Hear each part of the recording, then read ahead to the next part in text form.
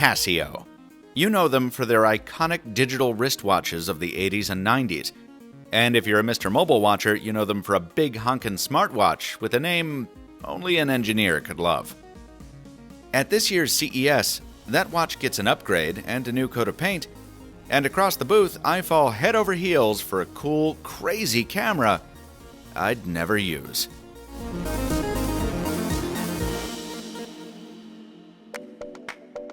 Let's hit the watch first.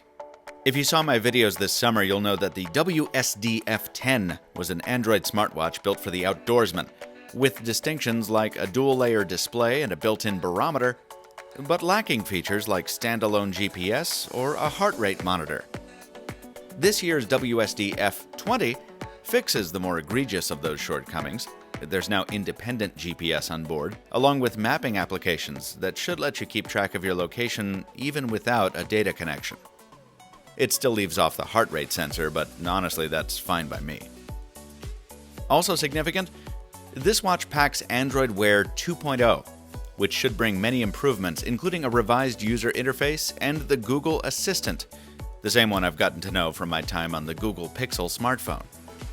I'm happy to see that the innovative dual-layer display has stuck around, which means this watch should be just as easy to read in bright daylight.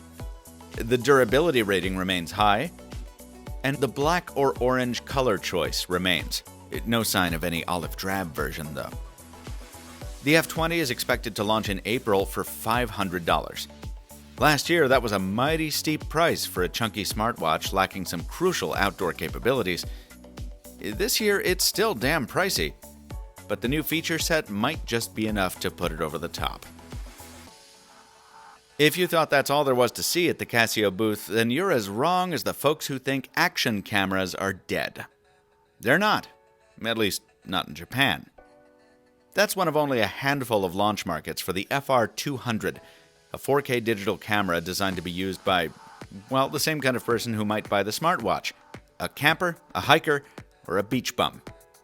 It's waterproof, dustproof, and shock-resistant, with 3-axis stabilization and a wide-angle lens. And I do mean wide. This thing captures a full 180 degrees with the dome view, and you can get absurdly close to the lens.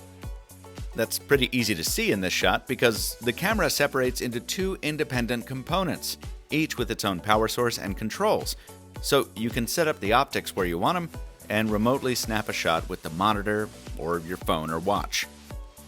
Accessories from tripods to ring lights are available from Casio to spruce this sucker up, and there are a number of variations, from older models with different lens setups, to a specifically tuned low-light version, to a prototype model with thermal imaging from FLIR.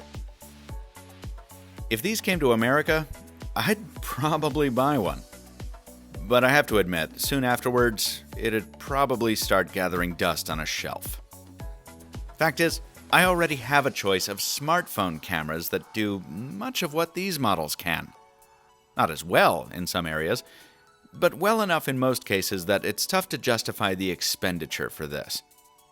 And Casio seems to think that most Americans are like me, because there are currently no plans to offer any of these for sale in the States. A shame, but probably for the best, business-wise. This was MrMobile's last video from CES 2017, folks. Thanks for coming with me on the epic tech journey, and to see more technology that didn't make it to the YouTube channel, be sure to hit me up on Facebook at @MrMobile. Next week, we'll return to the regular MrMobile schedule. Farewell from Las Vegas, thanks for watching, and stay mobile, my friends.